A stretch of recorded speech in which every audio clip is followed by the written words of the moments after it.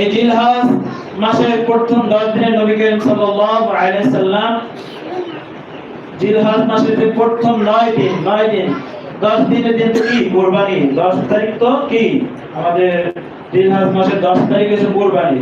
তাহলে 1 থেকে 10 দিন, এই 10 দিনের ভিতরে নবী করিম সাল্লাল্লাহু 1 থেকে 9 দিন পর্যন্ত নবী করিম সাল্লাল্লাহু আলাইহি সাল্লাম সব রোজা রাখতেন, সব সময় রোজাটা রাখতেন 1 থেকে 9 তারিখ পর্যন্ত।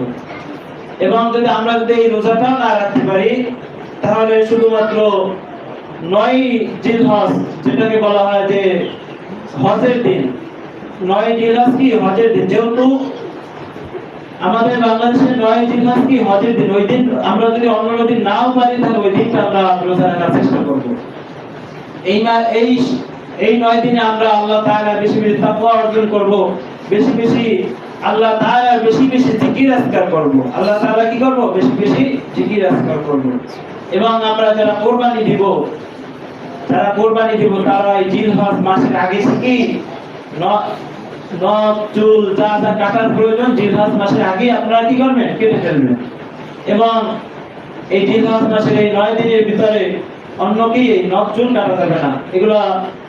এটা আমরা যারা কুরবানি না দেব তারাও করতে পারি, যারা দিব তারাও ওটা করবে। এটা দ্বারা কি অনেক ফজিলত, এজন্য আমরা এই ফজিলতের দিকে লক্ষ্য রাখবো। প্রিয় মুসলিয়ানে কেরাম,